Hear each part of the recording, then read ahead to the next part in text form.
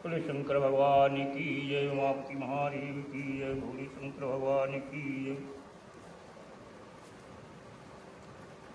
सतगुरु भगवान के चरण नमस्कार करके, गुरु महाराज के चरण नमस्कार करके, भगवान गणेश को नमस्कार करके, माता सरस्वती को नमस्कार करके, भगवान शिव की पुराण की कथा प्रारंभ करते। कथा प्रारंभ होते सुनो वीर हनुमान, राम लखन श्री जानकी सदा करे कल्याण। देने को टुकड़ा भला, लेने को हरि नाम, तुलसी दया न छोड़िए जब तक घट में प्राण। एक घड़ी आधी से पुनियाद, बजे जो श्री राम को कटे कोटि अपराध। सुतरारा और लक्ष्मी पापी को भी हों, संत समागम हरि कथा तुलसी दुर्लभ रो। तुलसी इस संसार में सबसे मिलिए राय, न जाने किस वेश में नारायण मिल जाए। बोले शंकर भगवान की। परम पिता परमात्मा और वरदानी महादेव, सबकी बिगड़ी बनाने वाली भोले भंडारी, कैलाशवासी काशीवासी, अपने भक्तों की नित्य इच्छाओं को पूर्ति करने वाले उन शंकर भगवान की लीलाओं का श्रावण मास के महीने में पावन पुण्य पर्व पर उनकी कथाओं का सुनने का परम सौभाग्य प्राप्त हुआ। अब भगवान शंकर के अनेकों रूपों का वर्णन आया, अनेक लीलाओं का वर्णन आया।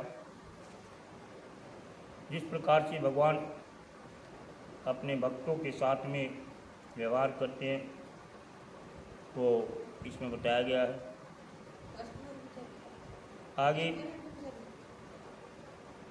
सूत जी से ऋषि लोग पूछते हैं कि अब ओमकार तीर्थ की कथा हमको सुनाइए। सूत जी उनको ओमकार तीर्थ के प्रकट होने की कथा सुनाते हैं और कहते हैं कि एक गोकर्ण नाम के मुनि शिव के समीप जा बड़ी भक्ति के साथ में उनकी सेवा करने लगे। विंध्य पर्वत पर विंध्य ने वहाँ बड़े आदर के साथ उनका पूजन किया और विंध्याचल नारद जी के सामने खड़ा हो गया। वह अभिमान भरी बात सुनकर के अहंकार नाशक नारद मुनि लंबी सांस लेकर कहने लगे कि आपने मेरे यहाँ कौन सी खड़े रह गए। उसके सांस खींच करके चुपचाप देखने लगे तो विंध्य ने कहा कि नारद मुनि मुझे बताइए कि मेरे यहाँ किस चीज़ की कमी है, आप जो ठंडी हवा भरते हो इसके लिए है। तो नारद ने कहा कि मैं अनेकों शिखरों पर गया, मेरू पर्वत पर गया, वह तुमसे बहुत ऊंचा है, तुम्हारे यहाँ तो उसके बराबर कोई भी शिखर नहीं है। और नारद जी ऐसा कहकर के जिस तरह आए थे उसी तरह चल दिए। परंतु विंध्य ने वन में विचार किया कि मेरे जीवन को धिक्कार है और अब मैं भगवान शिव की तपस्या करूँगा, उन्हें प्रसन्न करूँगा। और ऐसा निश्चय करके शंकर की शरण में गया, जहाँ साक्षात ओंकार की स्थिति है। प्रसन्नतापूर्वक जाकर के शिव की पार्थिव मूर्ति बनाई और 6 मास तक निरंतर शंभु की आराधना करके शिव के ध्यान में मगन रहा। भगवान उसकी ऐसी तपस्या देख करके प्रसन्न हुए पार्वती पति, और जो योगियों के लिए भी दुर्लभ है के पास जाकर के उसको अपने स्वरूप का दर्शन दिखाया और कहा कि तुम मनवांछित और मांगो।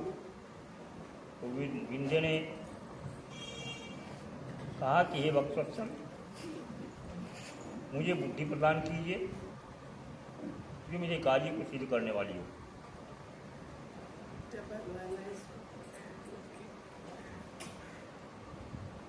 पर्वतराज विंध्य, तुम जैसा चाहो वैसा करो। इसी समय देवता तथा निर्मल अंतःकरण वाले ऋषि वहाँ आए और शंकर जी की पूजा करने लगे।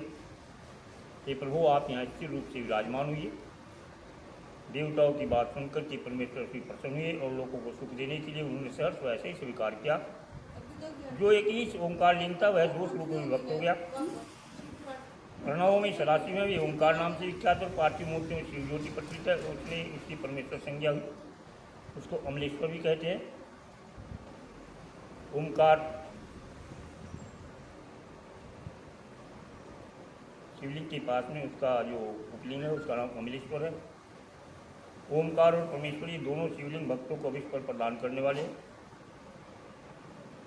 तत्पश्चात देवता अपने स्थान को गए, विंध्याचल भी यदि प्रसन्नता को अनुभव करने लगा और अपने अभिष्ट कार्य को सिद्ध किया। जो पुरुष भगवान शंकर की इस प्रकार पूजन करता है वह माता के गर्भ में नहीं आता, अभिष्ट फल प्राप्त करता है, इसमें कोई संशय नहीं है। ऐसे ओंकार में जो ज्योतिर्लिंग प्रकट हुआ उसकी आराधना से जो फल मिलता है गत में बतला दिया है। अब आगे भगवान विष्णु के जो नर नारायण नामक दो अवतार हैं, भारतवर्ष के बद्रिकाश्रम पीठ में तपस्या करते हैं, उन दोनों ने पार्थिव शिवलिंग बना करके उसके अस्तित्व को पूजा ग्रहण करने के लिए भगवान शंभु से प्रार्थना किया। भगवान शंभु पार्थिव लिंग में पूजित हुए और ये दोनों पार्थिव पूजन करते बहुत दिन बीत गए। तो एक दिन शिव ने प्रसन्न होकर के कहा कि मैं तुम्हारी आराधना से संतुष्ट हूँ।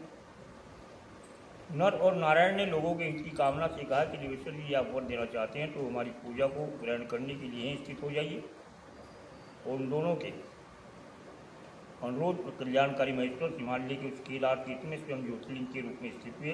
उन दोनों के पूजित होने से संपूर्ण दुख और भय का नाश करने वाले शंभु लोगों का उपकार करने लगे। केदारेश्वर के नाम से प्रसिद्ध हुए। भक्ति भाव से जो केदारेश्वर का पूजन करते हैं उनके स्वप्न में भी कभी दुख नहीं प्राप्त होता। और वहाँ पर शिवलिंग के निकट शिव के रूप से अंकित वलय यानी कंकण या कड़ा जो कि चढ़ाता है, उस वलय युक्त स्वरूप का दर्शन करके समस्त पापों से मुक्त हो जाता है। जो बद्रीवन की यात्रा करते हैं जीर्ण मुक्त हो जाते हैं। नर नारायण और केदारेश्वर शिव के रूप का दर्शन करके उनसे मोक्ष का भागी हो जाता है। केदारेश्वर में भक्ति रखने वाले जो पुरुष वहाँ की यात्रा आरंभ करके उनके पास तक पहुँचने के पहले मार्ग में ही अपने देह को छोड़ देते हैं, वे भी मोक्ष पा जाते हैं। केदार तीर्थ में पहुँच करके वहाँ प्रेम पूर्वक केदारेश्वर की पूजा करके वहाँ का जल लेने के पश्चात मुक्ति का फिर से जन्म नहीं होता। नर नारायण की तरह केदारेश्वर शंभु की पूजा करनी चाहिए। अब भीमशंकर नामक ज्योतिर्लिंग का वर्णन सुनो। लोकहित की कामना से साक्षात भगवान शंकर ज्योतिर्लिंग के रूप में अवतीर्ण हुए। एक महाबली राक्षस कुंभकर्ण और कटकटी से उत्पन्न हुआ था। माता के साथ से यह पर्वत पर रहता था। एक दिन समस्त लोगों को दुख देने वाले पराक्रमी दुष्ट भीम ने अपनी माता से पूछा कि मेरे पिता कौन है और तुम यहाँ अकेली क्यों रहती हो। कटकटी ने कहा कि पुत्र रावण के छोटे भाई कुंभकर्ण तेरे पिता थे और महाबली वीर को श्री राम ने मार डाला था। और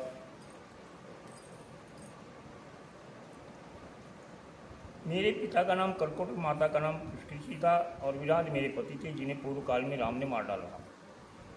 अपने स्वामी के मारे जाने पर मैं अपने माता पिता के साथ रहती थी।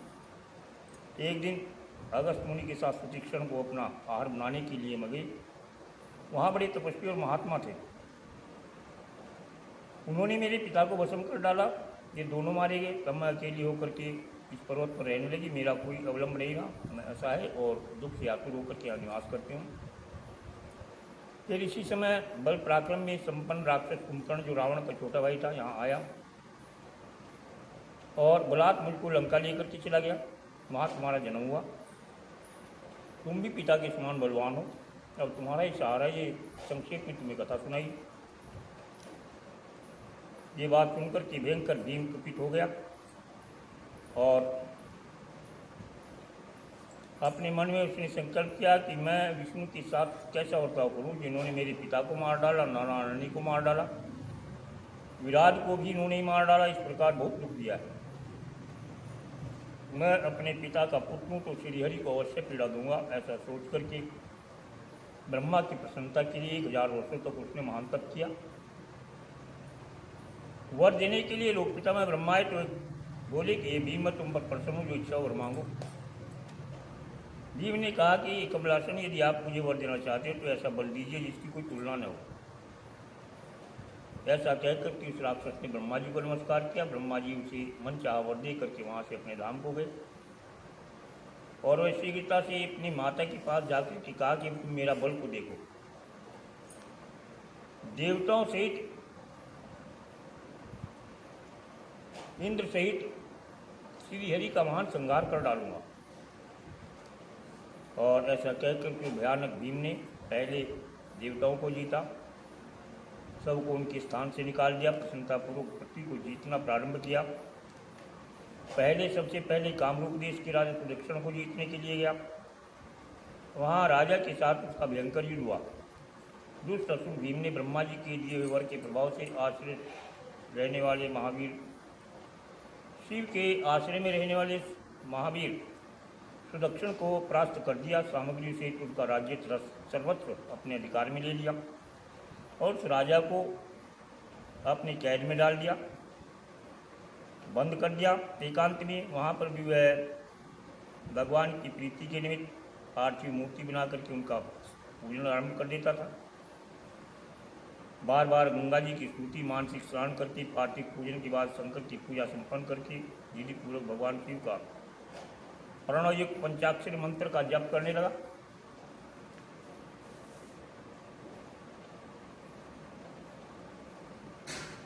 उसे और कोई दूसरा काम नहीं था। उन दिनों उसकी साथी पत्नी राजवल्लभा दक्षिणा प्रेम पूर्वक पार्थिव पूजन किया करती थी। शंकर भगवान का भजन करते प्रतिदिन उन्हें आराधना में तत्पर रहने लगे। राक्षस वर के अभिमान से मोहित हो गया, यज्ञ कर्म और सब धर्मों का लोप करने लगा और कहने लगा कि तुम लोग सब कुछ मुझे ही दो। सारी पृथ्वी अपने वश में कर दिया। धर्म का लोप करके शक्तिशाली होने के कारण वह सब का स्वयं उपभोग करने लगा। तब सभी देवता ऋषि अत्यंत पीड़ित होकर के महाकोटि के तट पर गए, शिव की आराधना करके स्मरण किया। तब भगवान शिव प्रसन्न हुए और देवता और महर्षियों से कहा कि मैं तुमसे प्रसन्न हूँ, वर मांगो, तुम्हारा कौन सा कार्य सिद्ध करूँ। तो देवताओं ने कहा कि स्वामी आप अंतर्यामी हैं, आपको सब कुछ मालूम है। कुंभकर्ण से उत्पन्न करपति का बलवान पुत्र राक्षस भीम ब्रह्मा के दिए वरदान से शक्तिशाली हो गया, आप उसका नाश कीजिए, हमारी रक्षा कीजिए। शंभु ने कहा कि देवताओं, राजा सुदक्षिण मेरे श्रेष्ठ भगत है,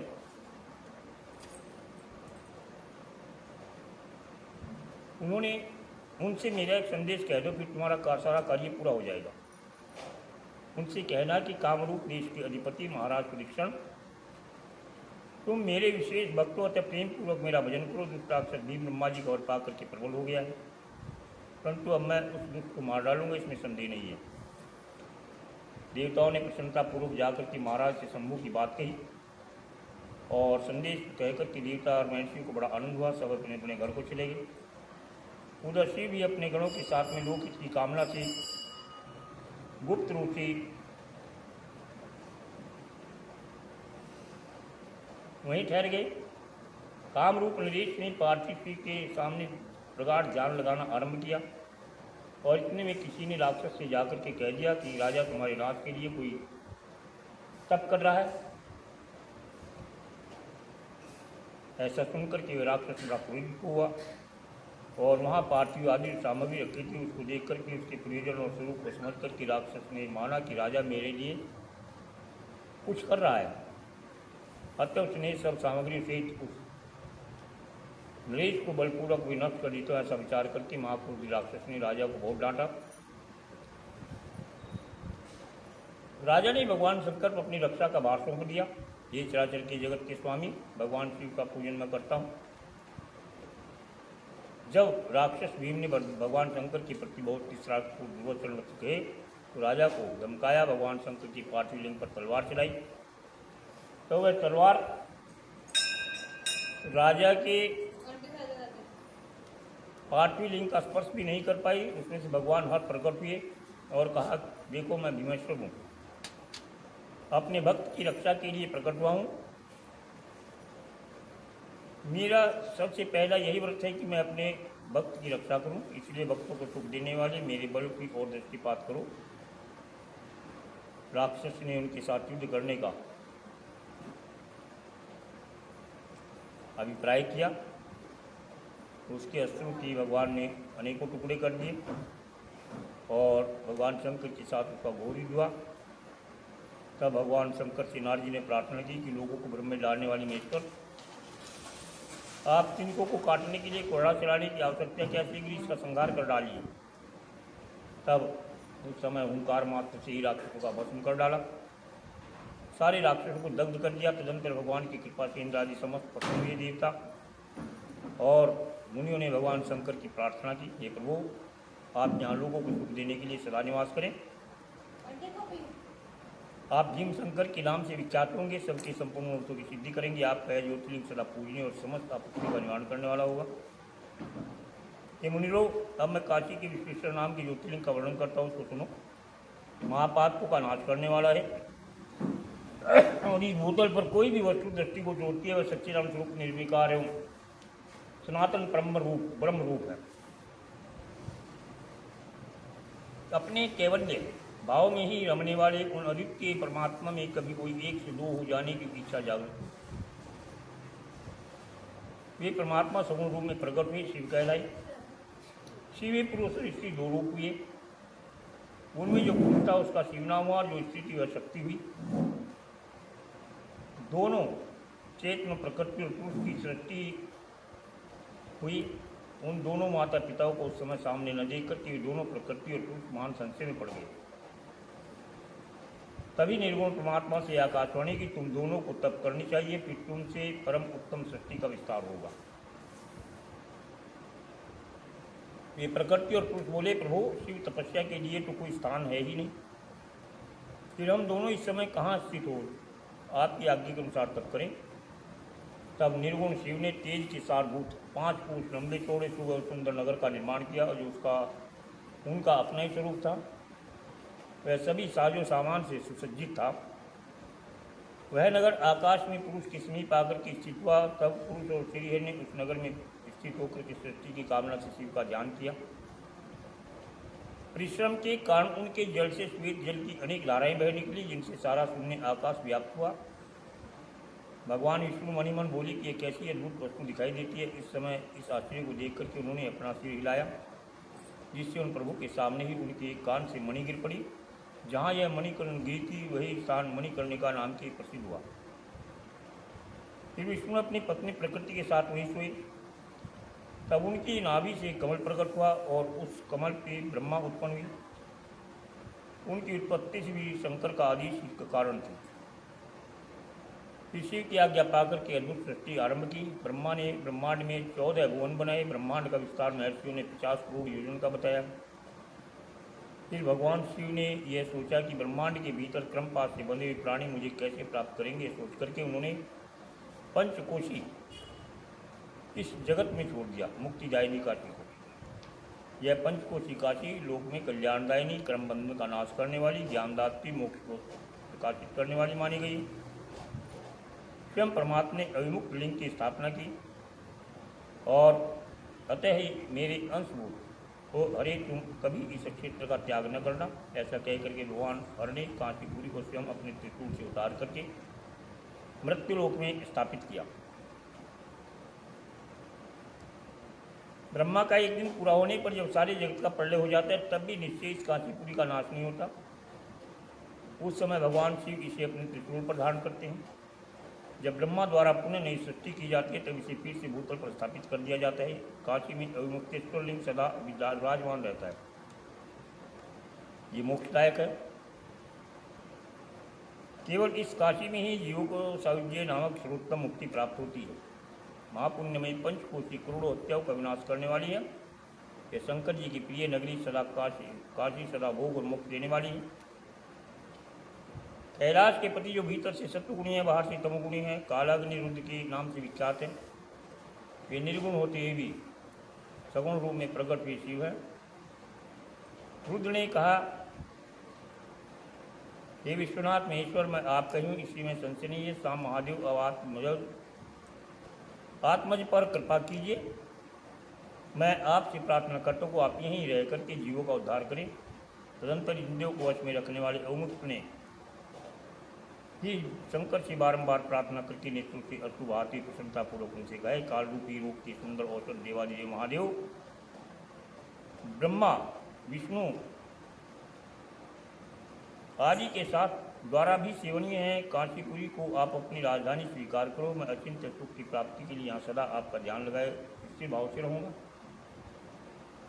आप ही मुक्ति देने वाले संपूर्ण कामनाओं के पूरक है, दूसरा कोई नहीं। अतः आप परोपकार की भावना से उमा सहित यहाँ विराजमान हुई।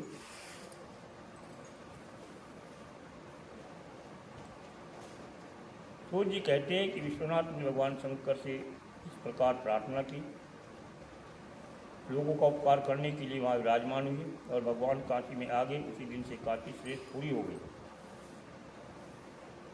आगे विश्वेश्वर के परम सुंदर महात्मा का वर्णन सुनो। यह वाराणसी पूरी सदा के लिए गुह्यतम क्षेत्र है, सदा जीवों की मुक्ति का सर्वथा हेतु है। तो इसका आश्रय लेकर के और सदा शिव व्रत का आश्रय लेकर के नाना प्रकार के विधान किए, मेरे लोगों को पाने की इच्छा रख करके जितात्मा और जितेंद्रिय नित्य महायोग का अभ्यास करते। उस उत्तम महायोग का नाम है पशुपति योग। उसका श्रुतियों के द्वारा प्रतिपादन हुआ है, वह भोग और मोक्ष फल देने वाला है। वाराणसी में निवास करना मुझे सदा ही अच्छा लगता है। जिस कारण से मैं सब कुछ छोड़ करके काशी में रहता हूँ उसको सुनो। जो मेरा भक्त और मेरा तत्व ज्ञानी है अवश्य ही मोक्ष के भागी हैं। उनके लिए तीर्थ की कोई अपेक्षा नहीं है, तीर्थ में उनका जाना जरूरी नहीं है। विहित और अविहित दोनों प्रकार के कर्म उनके लिए समान, उन्हें जीवन मुक्त समझना चाहिए। यह मैंने निश्चित बात की है। सर्वोत्तम शक्ति देवी उन्हें इस परम उत्तम अविमुक्त तीर्थ में जो विशेष बात है उसे सुनो। सभी वर्ण और समस्त आश्रमों के लोग, चाहे वे बालक हो, जवान हो, बूढ़े हो, कोई भी हो, यदि इस पुरी में अपने प्राण छोड़ता है तो वह मुक्त हो जाता है, इसमें कोई संशय नहीं है। स्त्री अपवित्र हो या पवित्र हो, कुमारी हो, विवाहिता हो, विधवा हो या बंध्या हो, रजस्वाला हो, प्रसूता हो, संस्कारहीन हो, कैसी भी हो, यदि वे इस क्षेत्र में प्राण छोड़ती है तो वैसे मोक्ष की भागी होती है, इसमें कोई संदेह नहीं है। यहाँ पर चारों प्रकार के जीव, स्वेदज, अंडज, उद्भिज तथा जरायुज, जैसे यहाँ मरने पर मोक्ष पाते हैं वैसे और कहीं नहीं प्राप्त होता। यहाँ मरने वालों के लिए न ज्ञान की अपेक्षा होती है, न भक्ति की होती है, न कर्म की होती है, न दान की, न कभी संस्कृति की अपेक्षा की, न धर्म की। यहाँ नाम कीर्तन पूजन तथा उत्तम जाति की भी अपेक्षा नहीं है। जो मनुष्य मेरे इस मोक्षदायक के क्षेत्र में निवास करता है वह चाहे जैसे भी मरे उसके लिए मोक्ष की प्राप्ति सुनिश्चित है। इसलिए इस महान क्षेत्र को अविमुक्त नाम से जाना गया है, क्योंकि नेमिष आदि सभी तीर्थों से यह श्रेष्ठ है। यहाँ पर देह त्याग करने वाला अवश्य मोक्ष प्राप्त करता है। धर्म का सार सत्य है, मोक्ष का सार समता है और समस्त क्षेत्रों तीर्थों का सार अविमुक्त तीर्थ काशी है, ऐसी विद्वानों की मान्यता है। विविध कर्मों का अनुष्ठान करते हुए मनुष्य यदि अवियुक्त तीर्थ में प्राणों का त्याग करता है तो उसे मोक्ष मिल जाता है। जिसका चित्त विषयों में आसक्त है और जिसने धर्म की रुचि त्याग दी, वह भी यदि इस क्षेत्र में मृत्यु को प्राप्त होता है तो वह भी पुनः संसार बंधन में नहीं पड़ता। इस काशीपुरी में शिव भक्तों द्वारा अनेक शिवलिंग स्थापित किए गए। वे संपूर्ण अभिष्टों को देने वाले हैं और मोक्षदायक है। सत कोटि कल्प में भी अपने किए हुए कर्मों का अक्षय नहीं होता। जीव को अपने द्वारा किए हुए शुभाशुभ कर्मों का फल अवश्य भोगना पड़ता है। केवल अशुभ कर्म नरक देने वाला होता है और केवल शुभ कर्म स्वर्ग की प्राप्ति कराने वाला होता है। शुभ और अशुभ कर्मों से मनुष्य योनि की प्राप्ति बतलाई जाती है। अशुभ कर्म की कमी और शुभ कर्म की अधिकता होने पर उत्तम जन्म प्राप्त होता है। शुभ कर्म की कमी और अशुभ कर्म की अधिकता होने पर अधम जन्म की प्राप्ति होती है। जब शुभ और अशुभ दोनों ही कर्मों का अक्षय हो जाता है तभी जीव को सच्चा मोक्ष प्राप्त होता है। यदि किसी ने पूर्व जन्म में आदरपूर्वक काशी का दर्शन भी किया है तो उसे इस जन्म में काशी में पहुंच करके मृत्यु की प्राप्ति हो जाती है। किसी भी जन्म में काशी में पहुंच करके काशी का अगर दर्शन भी किया है तो उसे उसी जन्म में या अगले जन्म में काशी में मरने का अवश्य अवसर प्राप्त होता है। काशी नगरी में काशी विश्वनाथ,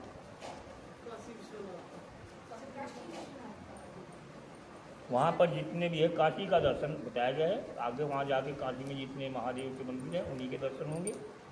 काशी की पंचकोशी में अगर कोई सीट जागता है तो उसका दोबारा से इस पृथ्वी पर जन्म नहीं होता। इस कल्प में एक कल्प के लिए उसको मुक्ति प्राप्त होती है।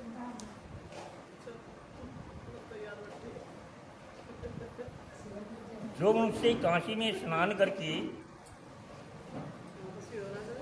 गंगा में स्नान करता है क्रियमान और उसके संचित कर्म नाश हो जाते हैं, परंतु प्रारब्ध कर्म भोगी बिना नष्ट नहीं होता है। यह निश्चित बात है। जिसकी काशी में मुक्ति हो जाती है उसके सभी प्रारब्ध कर्मों का अक्षय हो जाता है। इसलिए जिसने एक ब्राह्मण को कभी काशीवास करवाया हो वह स्वयं भी काशीवास का अवसर पाकर के मोक्ष लाभ करता है।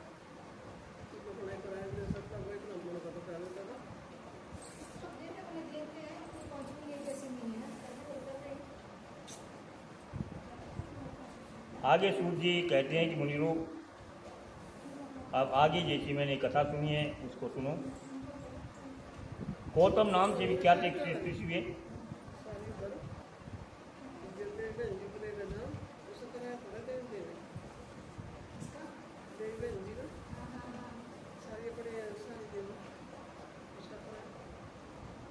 एक श्रेष्ठ गौतम ऋषि रहते थे।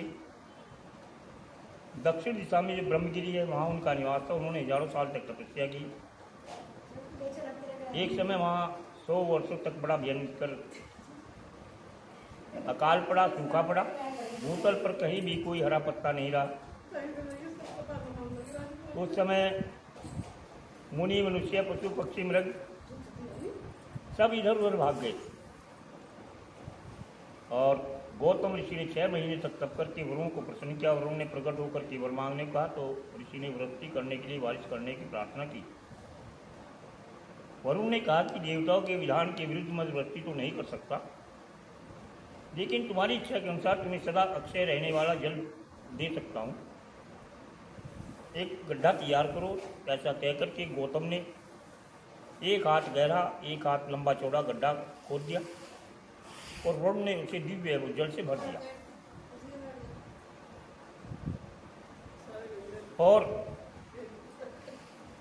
गौतम से कहा कि महामुनि, यह कभी क्षीण न होने वाला जल है, तुम्हारे लिए तीर्थ रूप होगा और पृथ्वी पर तुम्हारे ही नाम से इसकी ख्याति होगी। यह किए हुए दान, होम, तप, देव पूजन तथा पितरों का श्राद्ध सभी अक्षय होंगे। ऐसा कह करके महर्षि से प्रसन्नता प्राप्त करके वरुण देव अंतर्ध्यान में महर्षि गौतम को सुख प्राप्त हुआ और महान पुरुषी परमात्मा के महात्मा के उस रूप को देखते हुए समझते हैं। दूसरे अधम मनुष्य नहीं, मनुष्य जैसे पुरुष का सेवन करते हैं वैसा ही फल पाता है। महान पुरुष की सेवा से महत्ता मिलती है, शुद्ध की सेवा करने से शुद्धता मिलती है। उत्तम पुरुषों का स्वभाव ही है कि वे दूसरे के दुखों को सहन नहीं कर पाते। अपने दुख को वो किसी को बताते नहीं, स्वयं सहन कर लेते हैं, स्वीकार करते हैं, किंतु दूसरे के दुख का निवारण स्वयं करने लग जाते हैं। दयालु, अभिमान शून्य, उपकारी और जितेंद्रिय ये पुण्य के 4 खंभे हैं जिनके आधार पर यह पृथ्वी टिकी हुई है। गौतम जी वहाँ उस परम दुर्लभ जल को पाकर के नित्य नैमित्तिक कर्म करने लगे। होम की सिद्धि के लिए धान, जौ आदि अनेक प्रकार के बीज बोए। तरह तरह की धन धान्य आदि वृक्ष और अनेक प्रकार के फल फूल और लहला उठे। हजारों ऋषि मुनि, पशु पक्षी वहाँ बहुत संख्यक जीव आकर के रहने लगे। उस अक्षय जल के संयोग से अनावृष्टि वहाँ के लिए दुखदायिनी नहीं रही। अपने शिष्य, भार्य और पुत्र आदि के साथ वास करने लगे बहुत से ऋषि आकर के। उन्होंने कालक्षेप करने के लिए वहाँ धान बोया। गौतम जी के प्रभाव से उस वन में सब आनंद ही आनंद छा गया। एक बार कुछ ब्राह्मणों की स्त्रियां जल के प्रसंग को लेकर के अहिल्या पर नाराज हो गई और उन्होंने अपने पतियों को भड़काया। पतियों ने गणेश की आराधना की और भक्त हमेशा भगवान के वश में होते हैं। गणेश जी ने जब वर मांगने के लिए कहा कि भगवान आप हमें ऐसा वर दो, ऐसा उपाय करो जिससे गौतम को आश्रम से बाहर निकाल करके देश निकाल दे दिया जाए। गणेश जी ने कहा कि ऋषियों ये ठीक नहीं है, उनका कोई अपराध भी नहीं है, न तुम्हारी कोई हानि है। जिन्होंने पहले उपकार किया हो उन्हें यदि दुख दिया जाए तो वह अपने लिए ही हानिकारक होता है। जब उपकारी को दुख दिया जाता है तो उससे इस जगत में अपना ही नाश हो जाता है। ऐसी तपस्या करके उत्तम फल की सिद्धि की जाती है। स्वयं ही शुभ फल का परित्याग करके तुम अहितकारी फल को क्यों ग्रहण करना चाहते हो? ब्रह्मा जी ने जो ये कहा है कि असाधु कभी साधुता को और साधु कभी असाधुता को नहीं ग्रहण करते, यह बात निश्चय ही ठीक जान पड़ती है। अब पहले उपवास के कारण अब तुम लोगों को दुख भोगना पड़ा था, अब महर्षि गौतम ने जल की व्यवस्था करके तुम्हें सुख दिया है, अतः उनके साथ ऐसा छल करना कदापि उचित नहीं है। तुम लोग कोई दूसरा वर मांग लो। तब ऋषियों ने कहा कि हमने तो बस यही चाहिए और कोई वर हमें स्वीकार नहीं है। तब भक्तों के अधीन होने के कारण शिवनंदन गणेश ने कहा कि तुम लोगों ने जिस वस्तु के लिए प्रार्थना की है उसे मैं अवश्य करूँगा, पीछे जो होगा उसको भगवान जाने क्या होगा। और ऐसा कहकर के अंतर ध्यान हुए। उन ऋषियों की दुष्ट ऋषियों के प्रभाव से तथा उन्हें प्राप्त हुए वर के कारण जो घटना घटी थी उसको ध्यान से सुनिए। गौतम के खेत में जो धान और जौ थे उनके पास गणेश जी एक दुर्बल गाय बनकर आए और वह गांव बिल्कुल सूखी हुई थी, कांपती हुई वहाँ आकर के धान और जौ को चरने लगी। तभी वहाँ पर गौतम जी आए। वे दयालु थे, इसलिए मुट्ठी भर तिनका हाथ में लेकर के दूर से उसको गाय को हाँकने लगे। दूर से उसको हट हट कह करके हाँकने लगे। तिनकों का स्पर्श होते ही वह गाय भूमि पर गिर करके प्राण को गिरी और इसी के देखते देखते ही वह मर गई।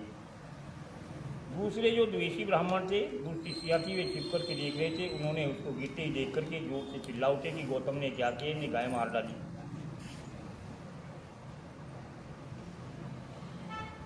गौतम जी आश्चर्यचकित होकर के अहिल्या को बुला करके बोले कि क्या हुआ है, अब क्या करूँ, कहाँ जाऊँ, मुझे हत्या लग गई है।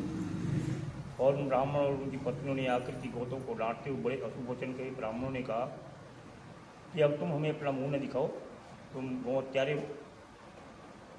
जब तक तुम इस आश्रम में रहोगे तब तक अग्निदेव और पितर हमारी देवी किसी भी हव्य कव्य को ग्रहण नहीं करेंगे। अब विलंब न करो, यहाँ से दूसरी जगह चले जाओ। सूर्य जी कहते हैं कि वे बड़े अभद्र शब्दों से गौतम और अहिल्या का अपमान करने लगे। इन दुष्टों के धमकाने पर गौतम ने कहा कि मुनियों में यहाँ से अन्य जाकर के रहूँगा। ऐसा कहकर के गौतम उस स्थान से तत्काल निकल गए और सबकी आज्ञा से एक कोष दूर पर जाकर के स्थान ग्रहण किया, आश्रम बनाया। वहाँ भी जाकर के ब्राह्मणों ने कहा कि जब तक तुम्हारे ऊपर हत्या लगी तब तक तुम्हें कोई भी यज्ञादि कार्य नहीं करना चाहिए। वैदिक देव यज्ञ पितृयज्ञ के अनुष्ठान का तुम्हें अधिकार नहीं है। उनके कहे के अनुसार गौतम मुनि ने कहा,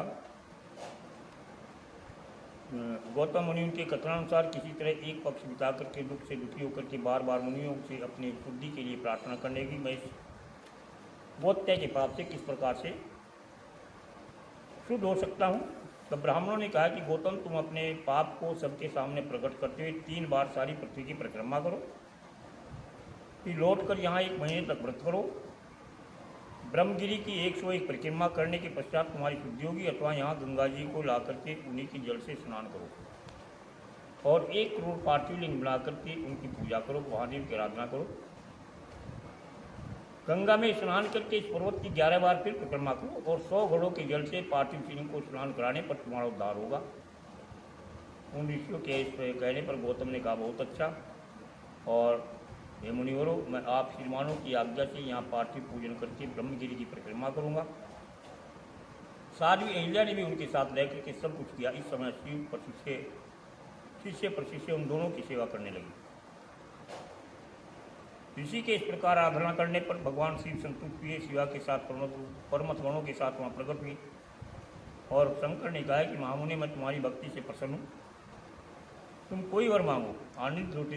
आनंद के साथ में गौतम ने भक्ति भाव से शंकर भगवान को प्रणाम किया और कहा कि देव मुझे निष्पाप कर दीजिए। भगवान शिव ने कहा कि तुम धन्य हो, करते हो, सदा ही निष्पाप रहे हो।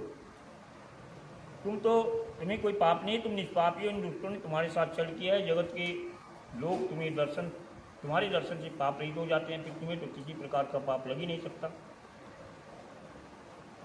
दुरात्माओं ने जिन्होंने तुम पर अत्याचार किए वे ही पापी हैं, वे दुराचारी हैं, हत्यारे हैं, वे सब कर्तव्य हैं, उनका कभी उद्धार नहीं हो सकता। तब बड़े आश्चर्य से विस्मित होकर के गौतम ने भक्तिपूर्वक शिव को प्रणाम करके हाथ जोड़ करके पुनः प्रार्थना किया कि महेश्वर, उन ऋषियों ने मेरे ऊपर बड़ा उपकार किया, यदि वे ऐसा नया बर्ताव न करते तो मैं आपका दर्शन किस प्रकार से करता। वे महर्षि धन्य हैं जिन्होंने मुझे आपके दर्शन के लिए प्रेरित किया, मेरा कल्याण हुआ, उनके इस दुराचार से ही मेरा महान कार्य सिद्ध हुआ है। बात सुनकर के भगवान प्रसन्न हुए, गौतम को कृपा दृष्टि से देखा और कहा कि मैं तुम पर बहुत प्रसन्न हूँ, तुम धन्य हो, तुम मुझसे कोई उत्तम वर मांग लो। तो गौतम ने कहा कि भगवान आप सब कहते हैं, तथापि 5 आदमियों ने जो कह दिया था या कर दिया था वह अन्यथा नहीं हो सकता, तो जो हो गया सो होया। यदि आप प्रसन्न हैं तो मुझे गंगा प्रदान कीजिए, ऐसा करके लोक का महान उपकार कीजिए, आपको मेरा नमस्कार हो, नमस्कार हो। जो कह करके गौतम ने देवेश्वर भगवान शिव के दोनों चरणारविंद कर ली, जिन्होंने शंकर ने पृथ्वी और स्वर्ग के सारभूत जल को निकाल करके इसे अपने पहले ही रख छोड़ा था और विवाह में ब्रह्मा जी के दिए हुए जल में से जो कुछ शेष रह गया था वह सब भक्त अक्षर शंभु ने उन गौतम मुनि को दे दिया। उस समय गंगा जी का जल परम सुंदर श्री का रूप धारण करके वहाँ खड़ा हो गया और नमस्कार करके शिव को नमस्कार किया। मुनिवर गौतम ने गंगा जी की स्तुति करके उन्हें नमस्कार किया और कहा कि गंगे तुम धन्य हो, इसलिए निश्चय रूप से नरक से गिरते हुए मुझ गौतम को पवित्र करो। तदनंतर शिव ने गंगा से कहा कि देवी तुम मुनि को पवित्र करो, तुरंत वापस में जाकर के भविष्य मनु के 28वें कलयुग तक नहीं रहना। हेमेश्वर, गंगा ने कहा कि यदि मेरा महात्म्य सब नदियों में श्रेष्ठ होगा और अंबिका सहित गणों के साथ आप भी यहीं निवास करेंगे तो मैं तभी यहाँ पर रहूँगी। भगवान शंकर ने कहा कि देवी गंगे तुम धन्य हो, मेरी बात सुनो, मैं तुमसे अलग नहीं हूँ, मैं यहीं पर स्थित होऊंगा। अपने स्वामी परमेश्वर शिव की बात सुनकर कि गंगा बड़ी प्रसन्न हुई और सबने बड़े आदर से जय जयकार करते हुए गौतम, गंगा तथा गिरिशाई शिव का पूजन किया। उस समय प्रसन्न हुई गंगा और गिरीश ने उनसे कहा कि श्रेष्ठ देवताओं वर मांगो, तुम्हारा प्रिय करने की इच्छा से हम वर देने चाहते हैं। तो देवताओं ने कहा कि देवेश्वर यदि आप संतुष्ट हैं और श्रेष्ठों में श्रेष्ठ गंगे यदि आप भी प्रसन्न हैं तो हमारा तथा मनुष्यों का प्रिय बनाने के लिए आप लोग कृपापूर्वक यहीं निवास करें। तो गंगा ने कहा कि देवताओं फिर तो सबका प्रिय करने के लिए आप लोग स्वयं ही यहाँ क्यों नहीं रहते। मैं तो गौतम जी के पाप का प्रक्षालन करके यहाँ से करने के लिए आई हूँ, उसी तरह लौट जाऊँगी। आपके समाज में यहाँ मेरी कोई विशेषता समझी जाती है, इस बात का कैसा पता लगेगा। इसको सिद्ध करने के लिए तो आप इसको सिद्ध कर सको तो मैं अवश्य रहूँगी। सब देवताओं ने मैं कहा कि श्रेष्ठों में श्रेष्ठ गंगे। बृहस्पति जी जब जब सिंह राशि में स्थित होंगे तब तब हम सब लोग यहाँ आया करेंगे, इसमें कोई संशय नहीं है। 11 वर्षों तक लोगों का जो पातक होगा यहाँ प्रक्षालित होगा, उससे मलिन हो जाने पर भी सभी पाप राशि को धोने के लिए आदरपूर्वक हम तुम्हारे पास आएंगे। हमने यह सर्वथा सच्ची बात की है। श्रद्धवीरे महादेवी, हम तुमको भगवान शंकर को समस्त लोगों पर अनुग्रह तथा हमारा प्रिय करने के लिए यहाँ नित्य निवास करना चाहिए। जब तक गुरु सिंह राशि पर स्थित रहेंगे, तब तक हम यहाँ निवास करेंगे। उस समय तुम्हारी जल में त्रिकाल स्नान और भगवान शंकर का दर्शन करके हम शुद्ध होंगे, फिर तुम्हारी आज्ञा लेकर के अपने स्थान को लौटेंगे। इस प्रकार देवताओं महर्षि गौतम की प्रार्थना करने पर भगवान शंकर और श्रीताओं में श्री गंगा दोनों वहाँ स्थित हुए। गंगा गौतमी गोदावरी के नाम से प्रसिद्ध हुई। शिव का ज्योतिर्मय लिंग त्र्यंबक नाम से प्रसिद्ध हुआ। उस दिन से लेकर जब जब बृहस्पति सिंह राशि में स्थित होते हैं, तब तब सब तीर्थ क्षेत्र देवता पुष्कर आदि सरोवर गंगा आदि सब नदियाँ श्री विष्णु आदि देवगण अवश्य ही गौतमी के तट पर पधारते हैं और वहाँ वास करते हैं। ये जब तक गौतमी के किनारे रहते हैं तब तक अपने स्थान पर इनका कोई फल नहीं होता। जब वे अपने प्रदेश में लौट जाते हैं तभी वहाँ उनके सेवन का फल मिलता है। यह त्र्यंबक नाम के प्रसिद्ध ज्योतिर्लिंग गौतमी के तट पर स्थित है, जो बड़े बड़े पापों का नाश करने वाले हैं। भक्ति भाव से इस त्र्यंबक लिंग का दर्शन, पूजन, स्मरण और वंदन जो करता है, वो इसके महात्म को सुनते हैं और कहते हैं उनके भी सब पाप नष्ट हो जाते हैं, उनको अभिष्ट फल प्राप्त होता है। बोले शंकर भगवान की जय। अब वैद्यनाथेश्वर ज्योतिर्लिंग के बारे में सूर्य जी कहते हैं कि ये पापहारी वैद्यनाथेश्वर लिंग का महात्म है। राक्षस राज रावण जो बड़ा अभिमानी था, अपने अहंकार को प्रकट करने वाला था, पर्वत कैलाश पर भक्ति भाव से गया और भगवान की आराधना किया। जब महादेव जी प्रसन्न हुए तो शिव की प्रसन्नता के लिए और घोर तप करने लगा। रावण ने सिद्धि के स्थानभूत हिमालय पर्वत के दक्षिण वृक्षों से भी भरे हुए वन में पृथ्वी पर एक बहुत बड़ा खड्डा खोदा, अग्नि की स्थापना किया और उसके पास ही भगवान शिव को स्थापित करके हवन आरंभ किया। ग्रीष्म ऋतु में 5 अग्नियों के बीच बैठता, वर्षा ऋतु में खुले मैदान में चबूतरे पर सोता, शीतकाल में जल के भीतर खड़ा रहता। इस तरह कठोर तप करने लगा। रावण ने बहुत घोर तप किया तो भी दुरात्माओं के लिए जिनको रिझाना कठिन है, वे महात्मा परमेश्वर प्रसन्न नहीं हुए। तब दैत्यराज रावण ने अपना मस्तक काट करके शंकर जी का पूजन आरंभ किया। विधि पूर्वक शिव की पूजा करके अपना एक एक सिर काट कर भगवान को समर्पित कर देता। इस तरह उसने क्रम से अपने 9 सिर काटे। जब एक ही सिर बाकी रह गया तब भक्त वत्सल भगवान प्रसन्न संतुष्ट हुए शंकर और वहीं उसके सामने प्रकट हुए। उसकी इच्छा अनुसार अनुपम उत्तम और बल प्रदान किया, उसको निरोग किया।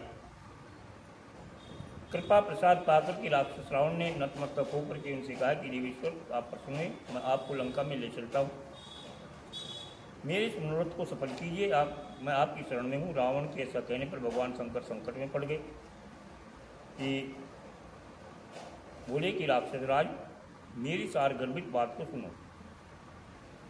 उन्होंने रावण को एक शिवलिंग दिया, कहा कि तुम मेरे शिवलिंग को भक्ति भाव से अपने घर ले जाओ, परंतु जब तुम इसे कहीं भूमि पर रख दोगे तो फिर यह स्थिर हो जाएगा, इसमें कोई संदेह नहीं है, अब जैसी तुम्हारी इच्छा वैसा करो। रावण ने कहा बहुत अच्छा है, कहकर के शिवलिंग साथ लेकर के घर की ओर चल दिया, परंतु मार्ग में भगवान शिव की माया से प्रेरित होकर के उसको लघुशंका ने आ घेरा। तब रावण सामर्थ्यशाली होने पर भी लघुशंका के वेग को रोक न सका। वहाँ एक ग्वाले को देख करके उसने शिवलिंग उसके हाथ में थमा दिया और लघुशंका के लिए चला गया। एक मुहूर्त बीतते बीतते वह ग्वाला उस शिवलिंग को बाहर से अत्यंत प्रीत होकर के व्याकुल हुआ और उसने उसको पृथ्वी पर रख दिया। फिर तो वह हीरकमय शिवलिंग वहीं स्थित हो गया। यह दर्शन करने मात्र से संपूर्ण विश्व को देने वाला और पाप राशि को लेने वाला है।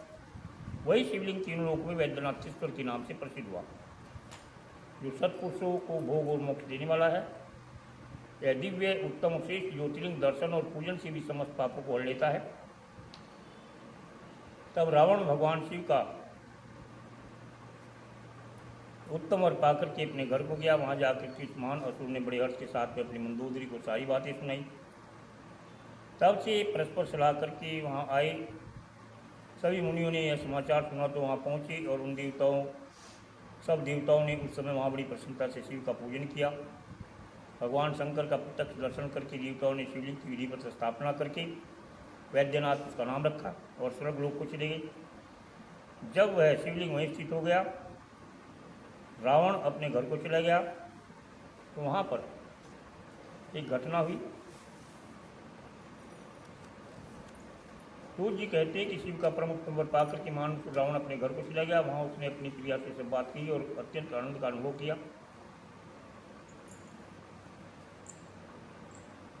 इस समाचार को सुनकर के देवता घबरा गए कि यह देवद्रोही महादुष्ट रावण भगवान शिव के वरदान से बल पाकर के पता नहीं क्या करेगा। तब नारद जी को भेजा। नारद ने जाकर के रावण से कहा कि तुम कैलाश पर्वत को उठाओ, तब पता लगेगा कि शिव का दिया हुआ वरदान सफल है या नहीं। रावण को यह बात जंच गई। उसने जाकर के कैलाश को उठा लिया। इससे सारा कैलाश हिल गया। तब गिरिजा के कहने पर महादेव जी ने रावण को घमंडी समझ करके श्राप दिया, अरे दुष्ट दुर्बुद्धि, तू अपने बल पर इतना घमंड न कर। तेरी इन भुजाओं का घमंड दूर करने वाला वीर पुरुष शीघ्र ही इस जगत में अवतार लेगा। इस प्रकार जो घटना है उसे नारद जी ने सुना। रावण भी प्रसन्नचित्त से जैसे आया था वैसे ही अपने घर को लौट गया। ये वैद्यनाथेश्वर का महात्म है कि शून्य मात्र से ही मनुष्यों के पाप भस्म हो जाते हैं। अब आगे नागेश्वर का वर्णन आया। दारूका नाम की राक्षसी थी। पार्वती के वरदान से सदा घमंड में भरी रहती थी। राक्षस दारूक उसका पति था। बहुत सी राक्षसों को साथ लेकर के सत्पुरुषों का संहार बिछा रखा था और धर्म का नाश करता पीता था। पश्चिम समुद्र के तट पर उसका एक वन था जो दारूक वन के नाम से प्रसिद्ध था। उस वन का विस्तार सब ओरों से 14 योजन था। अपने विलास के लिए दारूका वहाँ जाती, वहीं भूमि वृक्ष और अन्य सब उपकरणों से युक्त वह वन भी चला जाता था। वन की देखरेख का भार दारूका को प्राप्त था। दारूका अपने पति के साथ इच्छानुसार उसमें विचरण करती और दारूक अपनी पत्नी दारूका के साथ यहाँ रह करके सबको भय देता था। पीड़ित प्रजा ने महर्षि औरव की शरण में जाकर के अपना दुख प्रकट किया। औरव ने शरणागतों की रक्षा के लिए राक्षसों को यह श्राप दिया कि वे राक्षस यदि पृथ्वी पर रानियों की हिंसा या यज्ञों का विध्वंस करेंगे तो उसी समय अपने प्राणों से हाथ धो लेंगे। ये बात सुनकर के दुराचारी राक्षसों पर देवताओं ने चढ़ाई कर दी। राक्षस घबराए। वे लड़ाई में देवताओं को मारते तो मुनि के श्राप से स्वयं मर जाते और नहीं मारते तो पराजित हो जाते, भूखों मरने लगे। इस अवस्था में राक्षसी दारूका ने कहा कि भवानी के वरदान से मैं सारे वन को जहाँ चाहूँ ले जा सकती हूँ। ऐसा कहकर के समस्त वन को ज्यों का त्यों ले जाकर के समुद्र में जाकर के स्थित कर लिया। राक्षस लोग पृथ्वी पर न रहकर के जल में निर्भय होकर के रहने लगे। एक बार बहुत सी नावें उधर आई। राक्षसों ने उन बैठे हुए सब लोगों को पकड़ लिया, बेड़ियों से बांध करके कारागार में डाल दिया और उन्हें बार बार धमकियाँ देने लगे। उनमें सुप्रिय नाम का एक प्रसिद्ध वैश्य था। वह बड़ा सदाचारी, भस्म रुद्राक्षधारी तथा भगवान शंकर का परम भक्त था। नित्य प्रति वह शंकर का पूजन करता था, भोजन ग्रहण करता था। उसने अपने साथियों को भी शिव की पूजा की विधि सिखलाई। ओम नमः शिवाय का मंत्र जपाया। मंत्र का जप और शंकर जी का ध्यान सभी करने लगे। वह वैसे भगवान शिव का दर्शन भी होता था। और दारूक राक्षस को जब इस बात का पता चला तब उसने सारा सुप्रिय को अपने आकर के सुप्रिय को धमकाया और सुप्रिय वैश्य को मारने के लिए दौड़े। तब सुप्रिय के नेत्र भय से कांप उठे, कातर हो गई। बड़े प्रेम से शिव का चिंतन करने लगा, शिव को पुकारने लगा, हे देवेश्वर, हे शंकर, मेरी रक्षा कीजिए, कल्याणकारी त्रिलोकीनाथ, हे दुष्टंता भक्तवत्सल शिव, मेरी रक्षा करें। इस प्रकार प्रार्थना करने पर भगवान शंकर एक रिवर से यानी बिल से निकल पड़े। उनके साथ ही 4 दरवाजों का एक उत्तम मंदिर प्रकट हुआ। उसके मध्य भाग में अद्भुत ज्योतिर्लिंग प्रकाशित हो रहा था। उसके साथ साथ शिव परिवार के सब लोग विद्यमान थे। सुप्रिया ने उनका दर्शन किया, पूजन किया।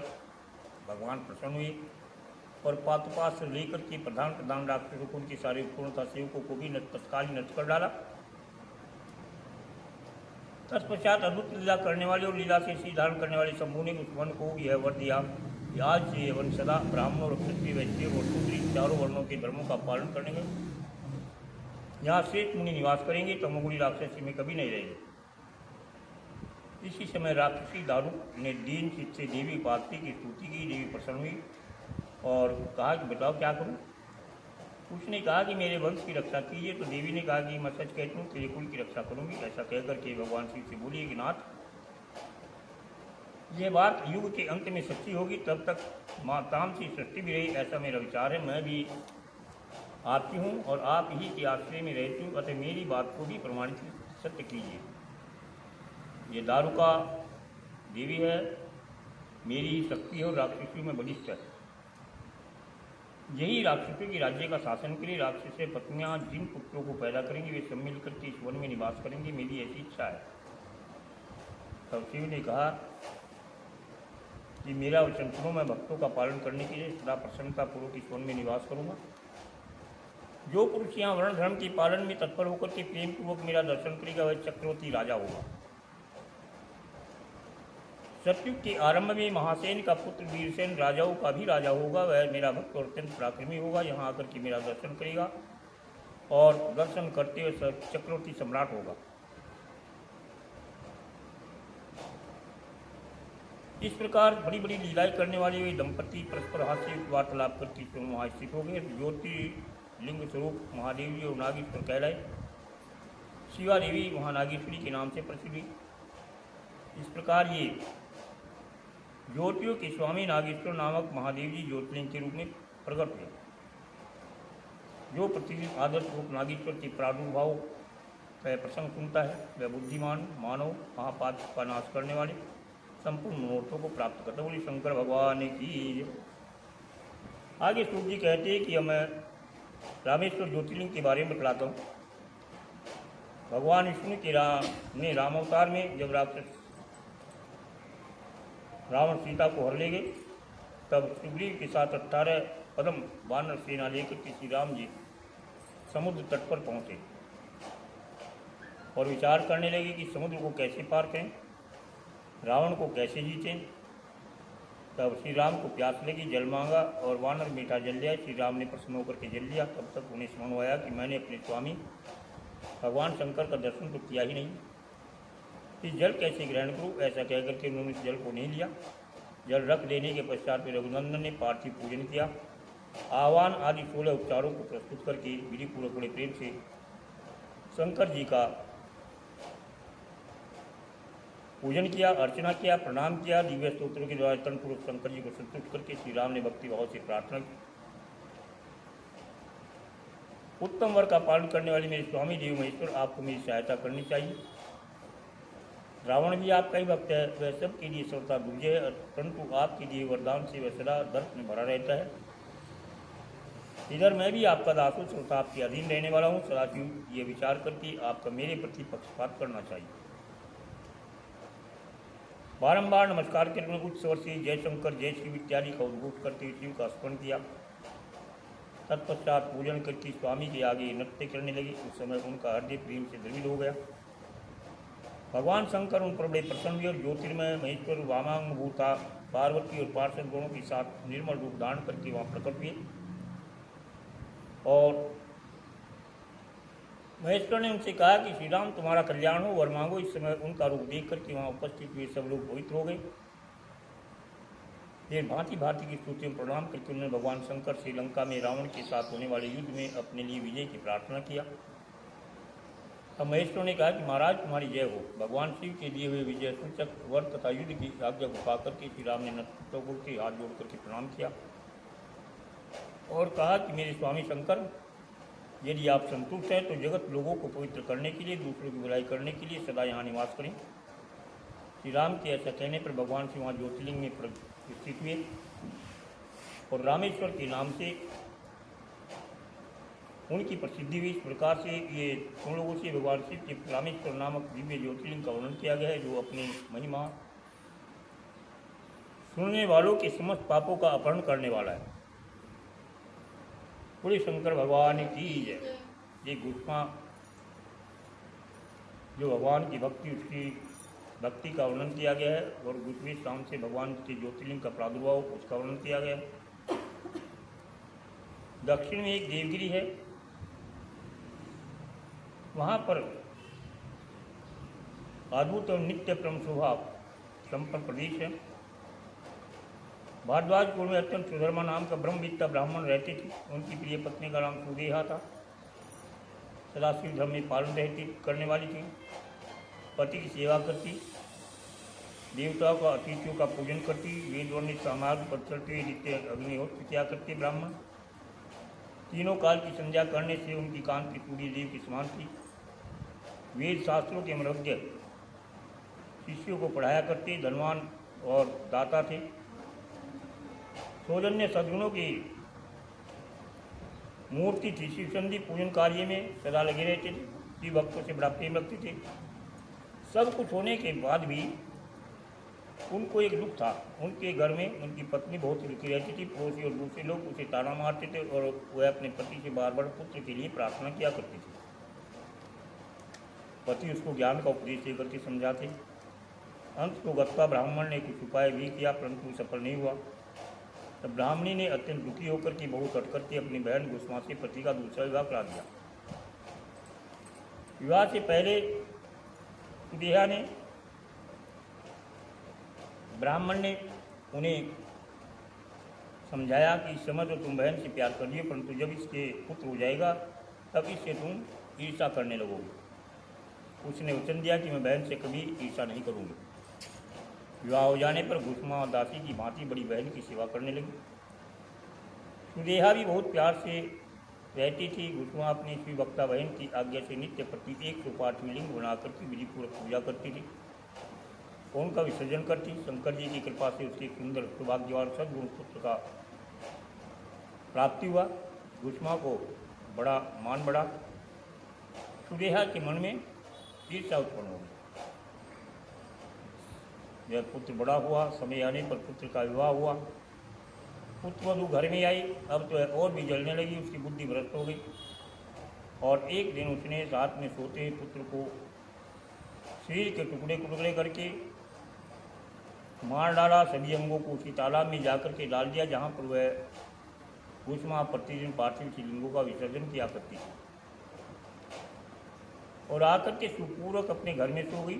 श्रेष्ठ ब्राह्मण सुधर्मा स्वयं भी नित्य क्रम में लगे। उसी समय उनकी ज्येष्ठ पत्नी सुदेहा भी उठी। आनंद से घर का सब कार्य करने लगी, क्योंकि जो इच्छा उसके मन में थी वह समाप्त हुई। प्रातःकाल उठ करके जब बहू ने अपने पति की शैया को देखा तो खून से भीगी हुई देखा। सबको दिखाया। इससे उनको बड़ा दुख हुआ। उसने घुसमा के पास जाकर के निवेदन किया कि उत्तम व्रत का पालन करने वाली आर्य, आपके पुत्र कहाँ गए? उनकी शैया रक्त से भीगी हुई है, उस पर शरीर के कुछ टुकड़े दिखाई देते हैं। हाय, मैं तो मारी गई, किसने दुष्ट ने यह कार्य किया? ये कहकर बेटे की प्रिय पत्नी भांति भांति से करुणा करके रोने लगी। तब सुधर्मा की बड़ी पत्नी सुदेहा भी उस समय हाय हाय करके चिल्लाने लगी। घुसमा भी उस समय उस वधू के दुख को सुनकर के अपने नित्य पार्थिव पूजन के वर्ष से विचलित नहीं हुई। उसका मन बेटे को देखने के लिए तनिक भी उन्मुख नहीं हुआ, उत्सुकता नहीं हुई। उसके पति की भी ऐसी ही दशा थी। जब तक नित्य नियम पूरा नहीं हुआ तब तक उन्हें दूसरी किसी बात की चिंता नहीं हुई। दोपहर का पूजन समाप्त होने पर घुसमा ने अपने पुत्र की भयंकर शैया पर दृष्टिपात किया, तथापि उसने मन में किंचित मात्र भी दुख नहीं माना और सोचने लगे कि जिन्होंने यह बेटा दिया था वे ही इसकी रक्षा करेंगे। वे भक्त वे कहलाते हैं, काल के भी काल है, सब पुरुषों के आश्रय है। एकमात्र वे प्रभु सर्वेश्वर शंभु ही हमारे रक्षक है। वे माला गूंथने वाले पुरुष की भांति जिनको जोड़ते हैं उनको अलग भी करते हैं, अतः मेरे चिंता करने से कोई लाभ नहीं है। इस तत्व का विचार आर करके उसने शिव के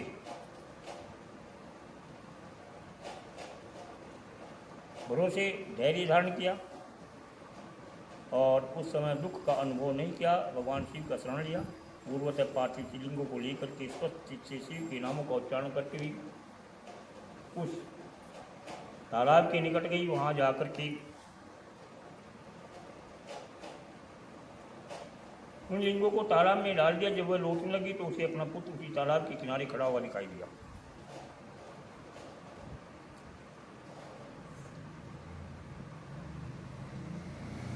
तुलसी जी कहते हैं, ये ब्राह्मण उस समय वहाँ अपने पुत्र को जीवित देख करके उसकी माता घुसमा को न तो हर्ष हुआ न कोई विषाद हुआ।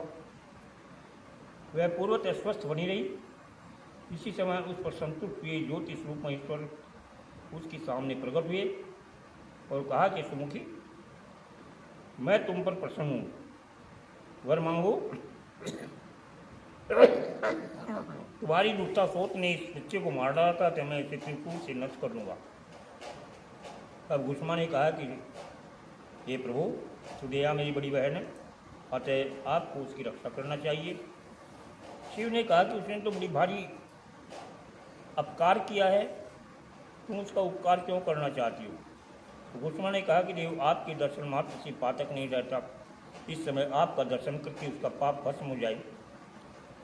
जो अपकार करने वालों पर भी उपकार करते हैं, उनके दर्शन मात्र से सब पाप बहुत दूर भाग जाते हैं। देव प्रभु, यह अद्भुत भगवत वाक्य मैंने सुन रखा है, इसलिए सदाशिव जिसने ऐसा कुकर्म किया है वही करे, मैं ऐसा क्यों करूं?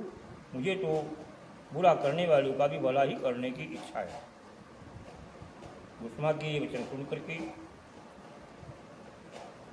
भगवान महेश्वर प्रसन्न हुए और बोले कि गुस्मे, तुम कोई भी वर मांग लो, तुम्हारे लिए हित करके अवश्य वर दूंगा, क्योंकि तुम्हारी इस भक्ति से और विकार सुनने स्वभाव से मैं बड़ा प्रसन्न हूँ।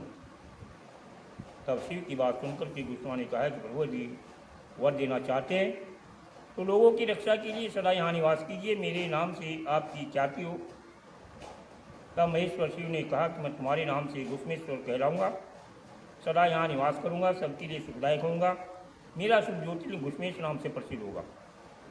यह सरोवर शिवलिंगों का आलय होगा, इसलिए इसकी तीनों लोक में शिवालय नाम से प्रसिद्धि होगी। शिवालय नाम का तालाब है। यह सरोवर सदा दर्शन मात्र से संपूर्ण विश्व को देने वाला होगा। इस सरोवर से हमारे वंश में होने वाली 101 पीढ़ियों तक ऐसे ही श्रेष्ठ पुत्र उत्पन्न होंगे, इसमें कोई संशय नहीं है। वे सब के सब सुंदर स्त्री, उत्तम धन और पूर्ण आयु से संपन्न होंगे, चतुर विद्वान होंगे, उदार भोग रूपी फल को प्राप्त करने वाले होंगे। 101 पीढ़ियों तक सभी पुत्र गुणों से संपन्न होंगे। तुम्हारे वंश का ऐसा विस्तार बढ़ेगा। ऐसा कहकर के भगवान शिव वहाँ ज्योतिर्लिंग के रूप में स्थित हुए। उनकी गुस्मेश नाम से प्रसिद्धि हुई। उस सरोवर का नाम शिवालय हुआ। सुधर्मा, गुस्मा और सुदेहा तीनों ने आकर के तत्काल ही उस शिवलिंग की 101 दक्षिणावर्ती परिक्रमा की। पूजा करके परस्पर मिल करके मन का मैल दूर होने पर सब वहाँ बड़ी सुख का अनुभव करने लगे। पुत्र को जीवित देख करके सुदेहा बहुत लज्जित हुई और पति तथा गुस्मा से क्षमा प्रार्थना करने लगी। अपने पाप के निवारण के लिए प्रायश्चित किया। इस प्रकार ये गुस्मेश्वर नाम का शिवलिंग प्रकट हुआ।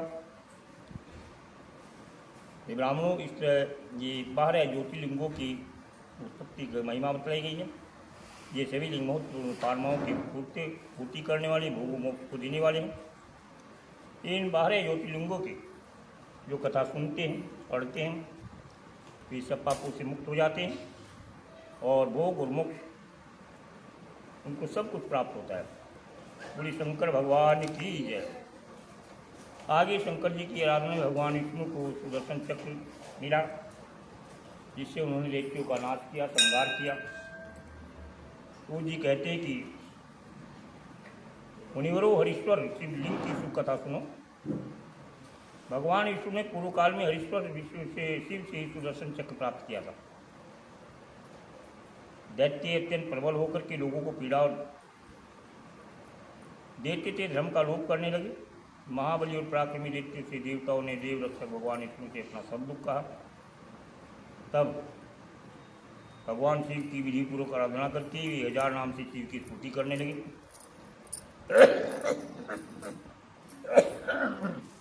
और एक नाम से एक कमल चढ़ाने लगी। तब भगवान ने उनकी परीक्षा लेने के लिए, भक्तिभाव की परीक्षा लेने के लिए एक कमल को छिपा दिया। शिव की माया से घटित होने के कारण इस अद्भुत घटना को भगवान विष्णु को पता नहीं लगा। एक फूल कम जान करके उसकी खोज प्रारंभ की। दृढ़तापूर्वक उत्तम व्रत का पालन करने वाली श्री ने भगवान शिव की प्रसन्नता के लिए उस फूल की प्राप्ति के उद्देश्य से सारी पृथ्वी पर भ्रमण किया, परंतु वह फूल नहीं प्राप्त हुआ।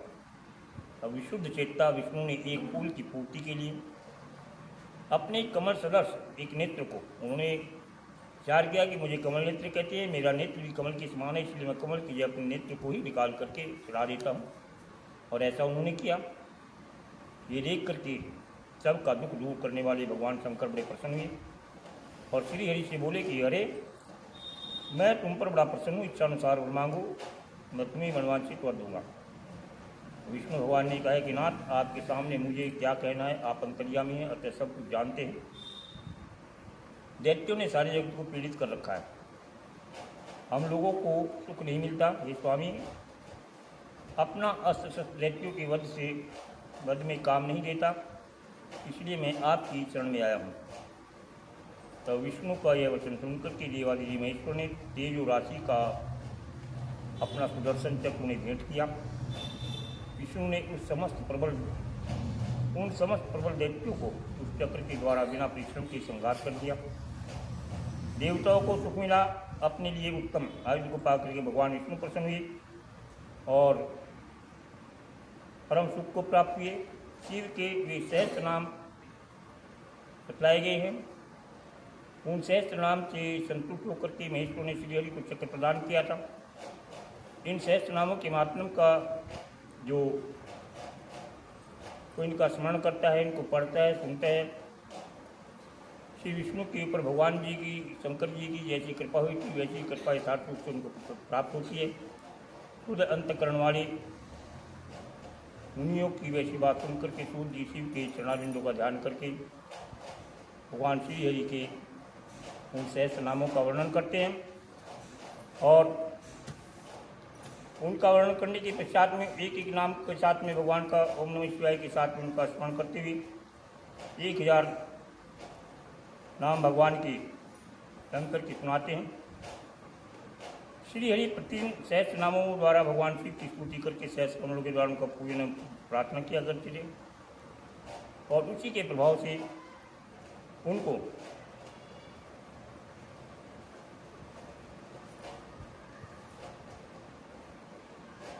प्रसन्न होकर के शिव ने सुदर्शन चक्र दिया। सर्वेश्वर भगवान रुद्र हरि की अंगों का स्पर्श करके उन्हें देखते देखते अंतर ध्यान हुए। भगवान विष्णु भी शंकर जी के वचनों से तथा सूर्य चक्र को प्राप्त करके मणिमण में प्रसन्न होकर के भगवान शंभु की प्रतिदिन ध्यानपूर्वक इस स्तोत्र का पाठ करने लगे। भक्तों को भी उनका उपदेश दिया। हमारे प्रश्न के अनुसार ये प्रसंग श्रोताओं के पाप को हर लेने वाला है।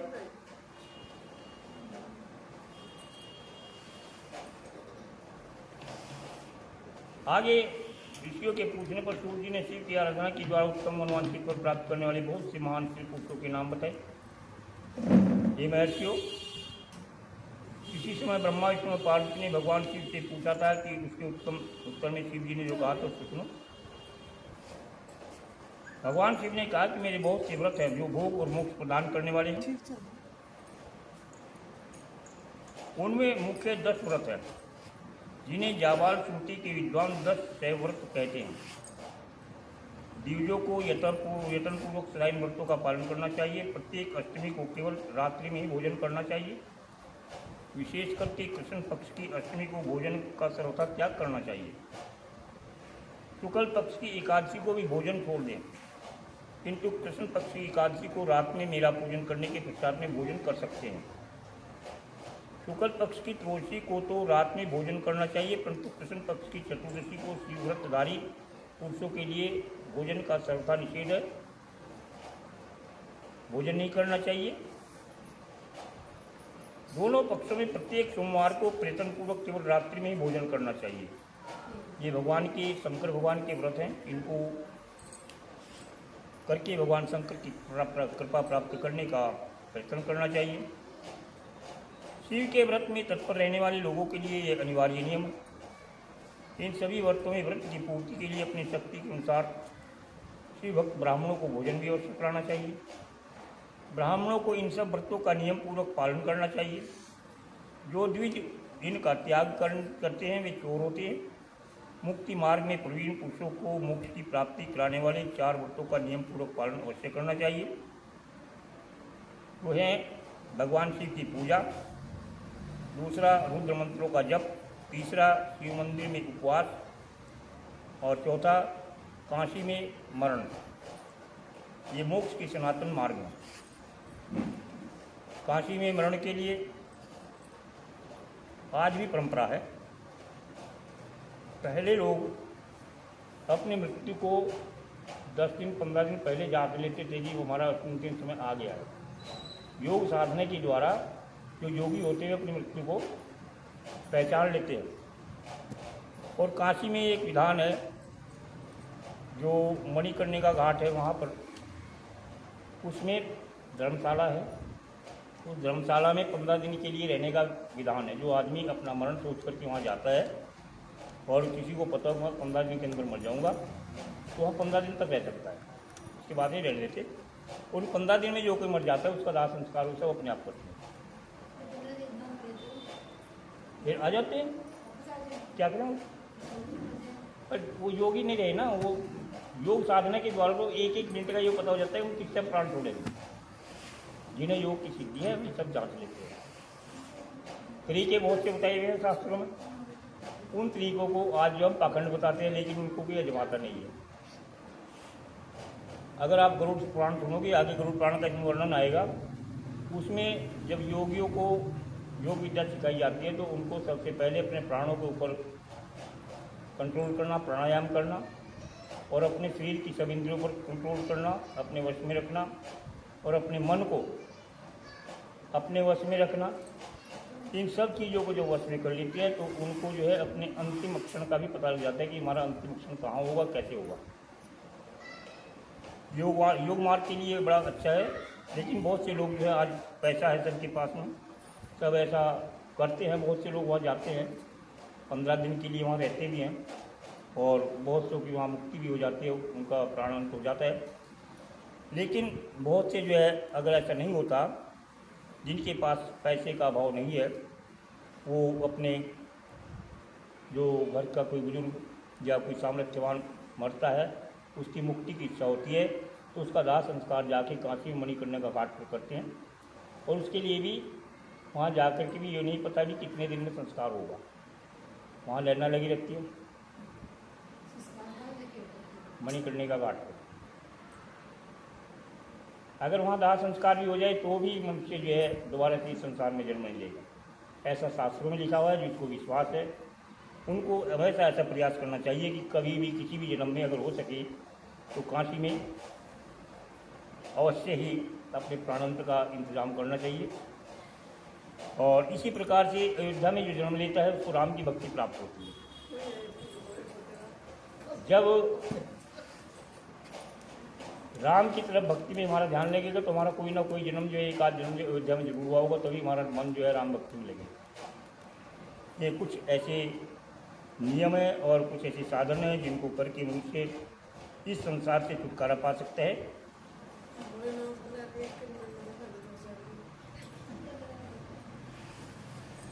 देखो, और तो नहीं जानते हम, इतने बड़े योगी तो है नहीं, ना योग विद्या हमने सीखी है, लेकिन एक छोटा सा उपाय है, उससे पता लग जाता है कि हमारी मृत्यु कब होगी।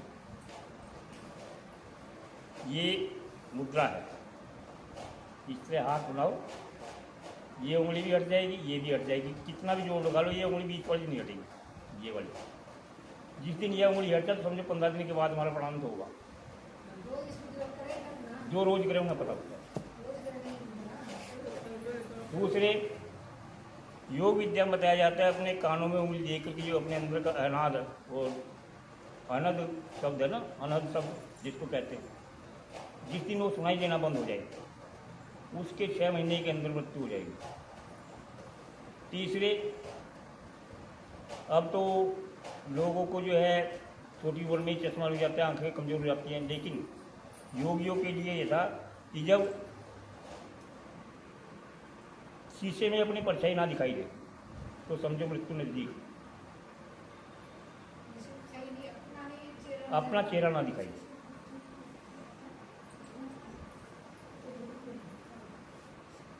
शीशे में चेहरा ना दिखाई दे। अच्छा, अपने नाक की ये जो है चोटी या अपने आप ना दिखाई दे तो भी समझो महीने के अंदर अंदर जो है काम होने वाला है।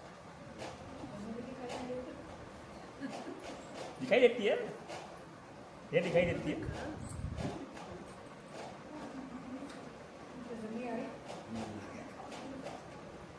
योगियों के ये जो है अपने मृत्यु को देखने के नियम है, साधन है, लेकिन आज जो है उन साधनों को कौन समझता है, योगी को कौन योगियों की बात मानता है। लेकिन फिर भी हमारे शास्त्रों के अनुसार जो अपने सनातन धर्म पर, अपने शास्त्रों पर, अपने ऋषियों के वचनों पर विश्वास रखते हैं, तो उनको कोई ना कोई ऐसा कर्म अवश्य करना चाहिए जिससे इस संसार से ना ऐसे नहीं, ऐसे नहीं, ये बड़ी उंगली अंदर, तीनों उंगली बाहर। हाँ, ये भी हट जाएगी, ये भी हट जाएगी, ये नहीं होते, कितना जोड़ लगा है। नहीं, अगर हटाना चाहेंगे, हटाना चाहो, बीच वाली नहीं हटेगी, कभी भी नहीं हटेगी। जब मृत्यु हमारी नज़दीक होगी तो हटेगी।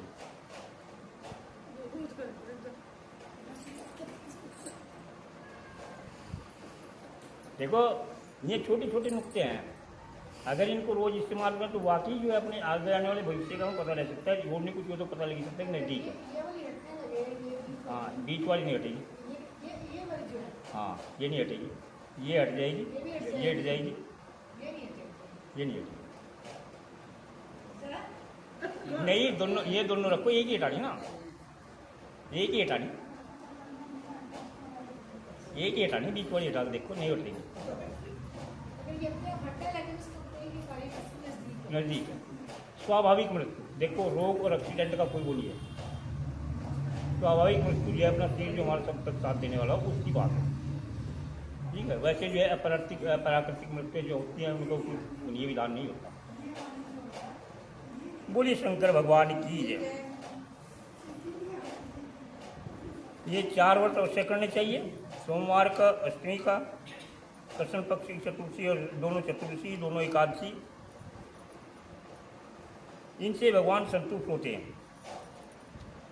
इन चारों में से भी शिवरात्रि का व्रत ही सबसे अधिक बलवान है, इसलिए भोग और मोक्ष रूपी फल की इच्छा रखने वाले लोगों को उसी का पालन अवश्य करना चाहिए। निष्काम या सकाम, कोई निष्काम बिना किसी डिमांड के भगवान का व्रत करना चाहे तो, या अपनी मांग रख के भगवान का व्रत करना चाहे तो, सभी को मनुष्य वर्ण के सभी जितने भी मनुष्य वर्ण हैं, जितने आश्रम हैं, स्त्री हैं, बालक हैं, बच्चे हैं, बूढ़े हैं, दास हैं, दासी हैं, देवता हैं, सबके देहधारियों के लिए है श्रेष्ठ व्रत हितकारी बतलाया गया है। अब माघ मास के कृष्ण पक्ष में शिवरात्रि तिथि का विशेष महत्व बतलाया गया है। शुक्ल पक्ष से मास का आरंभ मानने से फाल्गुन पास की कृष्ण पक्ष की माघ की तिथि को ही मानी जाती है। बहुत सी जगह महीने का बदलाव कृष्ण पक्ष यानी कि अमावस्या से होता है, कुछ पत्रों में जो है पूर्णिमा से होता है, लेकिन शास्त्रों में कृष्ण पक्ष से, शुक्ल पक्ष से ही मास का आरंभ माना जाता है, कि अमावस्या को अंतिम तिथि माना जाता है और जो शुक्ल पक्ष की प्रतिभा तिथि होती है उसको मास का प्रारंभ माना जाता है कुछ पत्रों में। तो उस हिसाब से मास का ही महीने होता है, लेकिन वह आकर के कृष्ण पक्ष की त्रयोदशी जो है फाल्गुन की हो जाती है, जिसको शिवरात्रि कहते हैं। उसका व्रत करने से महाशिवरात्रि जो फाल्गुन के महीने में आती है, हमारे चंद्रमास के महीने से तो उसको फाल्गुन की कहते हैं, लेकिन जो अमावस्यांत मास चलता है उसमें वह माघ के मास में ही गिनी जाती है,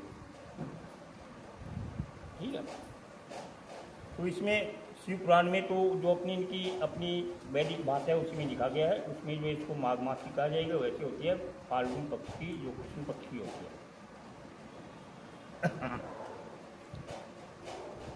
वह आधी रात के समय तक यह तिथि होनी चाहिए जिस दिन व्रत करें।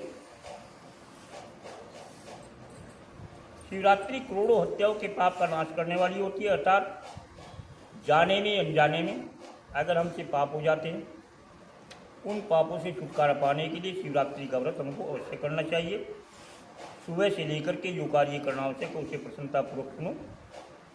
बुद्धिमान पुरुष सुबह उठ करके बड़े आदर के साथ में नित्य क्रम करें, आलस्य को छोड़ करके शिवालय में जाकर के शिवलिंग का विधिवत पूजन करें, उत्तम रीति से संकल्प करें, हे देवेश्वर, हे महादेव, हे नीलकंठ, मैं आपको नमस्कार करता हूँ। हे देवेश्वर, आपका मैं व्रत करना चाहता हूँ, आपका अनुष्ठान करना चाहता हूँ। आपकी कृपा से यह व्रत बिना किसी विघ्न बाधा के पूर्ण हो और मुझे काम आदि शत्रुओं पर विजय प्राप्त हो, आपकी कृपा मुझे मिले। ऐसा संकल्प करके पूजन सामग्री का संग्रह करें। उत्तम स्थानों को शास्त्र विशिष्ट प्रसिद्ध शिवलिंग हो, उसके पास रात्रि में जाकर के स्वयं उत्तम विधि विधान का संपादन करें। शिव के दक्षिण या पश्चिम भाग में सुंदर स्थान पर उसके निकट ही पूजा के लिए संचित सामग्री को रखें। फिर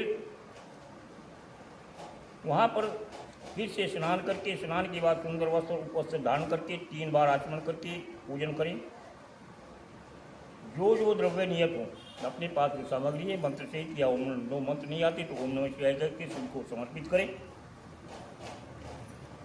बिना मंत्र के महादेव की पूजा नहीं करनी चाहिए, कुछ ना कुछ बोलना चाहिए। वो नहीं है तो पंचाक्षरी मंत्र जो है महामंत्र है, मंत्रों का राजा है, वो बोल करके वस्तु समर्पित करना चाहिए। फिर गीत वाद्य नृत्य आदि के साथ में भक्ति भाव से रात्रि के प्रथम पहर में पूजा करके विद्वान पुरुष मंत्र का जप करें जितना भी हो सके। यदि मंत्रज्ञ पुरुष उस समय श्रेष्ठ पाठ्यलिंग का निर्माण कर सके तो बहुत भी उत्तम है। पहले पाठ्यलिंग बनाकर के पीछे उसकी विधि पूर्वक स्थापना करें। फिर पूजन के पश्चात नाना प्रकार के स्तोत्रों के द्वारा भगवान शिव का संतुष्ट करें। पुरुषों को चाहिए कि उस समय शिवरात्रि व्रत के महात्म्य का पाठ करें और अपने व्रत की पूर्ति के लिए उस महात्म्य को श्रद्धापूर्वक सुने। रात्रि के चारों पहरों में 4 पार्थिव लिंगों का निर्माण करके आह्वान से लेकर के विसर्जन तक का पूजन करें।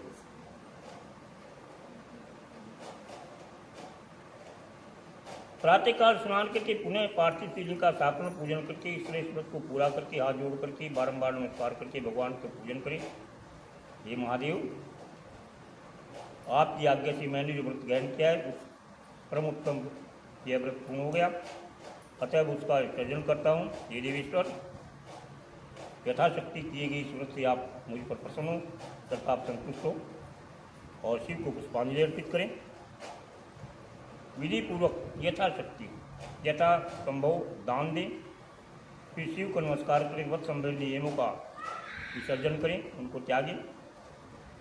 अपनी शक्ति के अनुसार शिव भक्त ब्राह्मणों को विशेषकर सन्यासियों को भोजन करा करके पूर्णतः संतुष्ट करें और फिर अपने आप भोजन करें। शिवरात्रि को पहले पहर श्रेष्ठ शिव भक्तों को जिस प्रकार विशेष पूजा करनी चाहिए उसको बताता हूँ, सुनो। अनेक सुंदर उपचारों के द्वारा भक्ति भाव से पूजा करें। गंध पुष्प आदि से पवित्र द्रव्यों के द्वारा सदा महादेव जी का पूजन करें और विद्वान पुरुष चढ़े हुए द्रव्य को जलधारा से ही उतारें। जलधारा के साथ साथ 108 मंत्र का जप करें। वहाँ निर्गुण सगुण शिव का पूजन करें। पूर्व से प्राप्त मंत्र के द्वारा भगवान शिव की पूजा करें, अन्यथा नाम मंत्र के द्वारा सदा शिव का पूजन करें। चंदन, अखंड चावल और काले तिलों से परमात्मा शिव की पूजा करें। कमल और कनेर के फूल पुष्प चढ़ाने चाहिए। सदा 8 नामों के द्वारा भगवान शंकर का पुष्प अर्पित करें। ये 8 नाम हैं: भव, सर्व, रुद्र, पशुपति, उग्र, महान, भीम और ईशान। इनकी आरंभ में श्री और अंत में आय जोड़कर गाय नमः जोड़ करके इनका जिस प्रकार से भव है श्री भुवाय नमः, इस प्रकार से इनका जाप करें। नैवेद्य के लिए पकवान बनाएं। फलयुक्त ईश्वर के सार्थ दे करके तांबूल समर्पित करें। तदंतर गुरुदत्त मंत्र न हो तो पंचाक्षरी मंत्र ओम नमः शिवाय मंत्र के जप से भगवान शंकर को संतुष्ट करें। फिर जब तक पहला पैर पूरा न हो तब तक महान उत्सव मनाया जाए। इसी प्रकार से दूसरे पैर, तीसरे पैर और चौथे पैर की चारों पैर की पूजा करके सुबह को फिर स्नान आदि करके विशेष पूजन करने के लिए शिवलिंग बना करके दोबारा से उसका पूजन करके फिर अपने व्रत का विसर्जन करें। प्रार्थना करें, सुखदायक कृपा निधान शिव, मैं आपका हूँ, मेरे प्राण आप में लगे रहें और मेरा चित्त सदा आपका ही चिंतन करता रहे। आप जैसा उचित समझे वैसा करें। भूतनाथ, मैंने जानकर या अजान में जो जप और पूजन आदि किया है उसे समझ करके दया सागर होने के नाते आप मुझ पर प्रसन्न हो। उस उपवास व्रत से जो फल हुआ है उसी से सुखदायक भगवान शंकर मुझ पर प्रसन्न हुए। महादेव, मेरे कुल में सदा आपका भजन होता रहे। जहाँ के आप इस देवता ने हो उस कुल में मेरा कभी जन्म न हो। भगवान शंकर से ऐसा प्रार्थना करें। महर्षि भगवान शिव का यह अत्यंत हितकारी अद्भुत वचन सुनकर के श्री विष्णु अपने धाम को लौट आए और इसके बाद में इस व्रत का उत्तम व्रत का पालन हित करने वाले चाहने वाले लोगों में प्रचार हुआ और किसी समय केशव ने नारद से भोग और मोक्ष देने वाली श्री शिवरात्रि व्रत का भी वर्णन किया था। श्री शंकर भगवान की जय।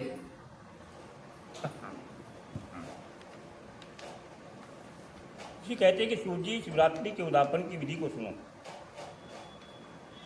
सूर्य जी कहते हैं तुम लोग भक्ति भाव से आदरपूर्वक शिवरात्रि के उद्यापन की विधि को सुनो, जिसका अनुष्ठान करने से यह व्रत अवश्य संपूर्ण हो जाता है।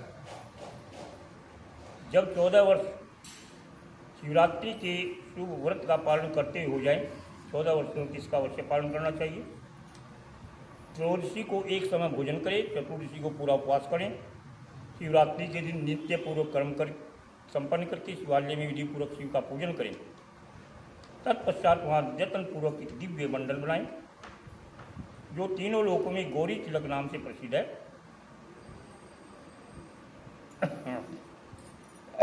मध्य भाग में लिंगत्व भद्र मंडल की रचना करें तथा मंडप के भीतर सर्वोत्त भद्र मंडल का निर्माण करें। वहाँ पर प्रजापति नामक कलशों की स्थापना करें। दक्षिणा के साथ होने ये शुभ कलश वस्त्र, फल और दक्षिणा के साथ होने चाहिए। इनको मंडप के पार्श्व भाग में तलपूर्वक रखें, स्थापित करें। मंडप के मध्य भाग में सोने का अथवा दूसरी धातु, तांबे अथवा आदि का बना हुआ कलश स्थापित करें। वर्ती पुरुष उस कलश पर पार्वती से शिव की स्वर्णमयी प्रतिमा बनाकर रखें। यह प्रतिमा एक पल यानी तोले से अथवा आधे तोले की होनी चाहिए, या जैसी अपनी शक्ति हो उसके अनुसार प्रतिमा बनाएं। बाएं भाग में पार्वती की, दक्षिण भाग में शिव की प्रतिमा स्थापित करके रात्रि में उनका पूजन करें। आलस्य का त्याग करें। 4 ब्राह्मणों को वर्ण करें और एक पवित्र आचार्य का वर्ण करें। 5 ब्राह्मणों का वर्ण करें। सबकी आज्ञा लेकर के भक्तिपूर्वक शिव का पूजन करें। व्रती पुरुष को भगवत संबंधी कीर्तन, गीत, नृत्य आदि के द्वारा सारी रात बिताना चाहिए। फिर यथाशक्ति पार्जापत्य विधान करें। फिर ब्राह्मणों को भक्तिपूर्वक भोजन कराए, यथाशक्ति दान दें। इसके बाद वस्त्र, अलंकार तथा आभूषणों के द्वारा पत्नी सहित ऋतुजों को अलंकृत करके विधिपूर्वक पृथक पृथक दान दें। आवश्यक सामग्री से युक्त बछड़े से गाय का आचार्यों को यह कहकर के विधिपूर्वक दान दें कि इस दान से भगवान की मुझ पर प्रसन्न हो। तत्पश्चात कलश सहित उस मूर्ति को वस्त्र के साथ वृषभ की पीठ पर रखकर के संपूर्ण अलंकारों से उसे आचार्यों को समर्पित करें। फिर हाथ जोड़ करके नमस्कार करें। प्रेम पूर्वक वाणी से महाप्रभु महादेव जी की प्रार्थना करें। हे देवादिदेव महादेव, हे शरणागत वत्सल, हे देवेश्वर, इस वर्ष से आप संतुष्ट हों, मेरे ऊपर कृपा करें। शिवशंकर, मैंने भक्तिभाव से इस व्रत का पालन किया है। इसमें जो कमी रह गई है वह आपके प्रभाव से पूरी हो जाए। शंकर जी, मैंने अनजाने में या जानबूझकर जो भी जब पूजन आदि किया है वह आपकी कृपा से सफल हो, पूर्ण हो।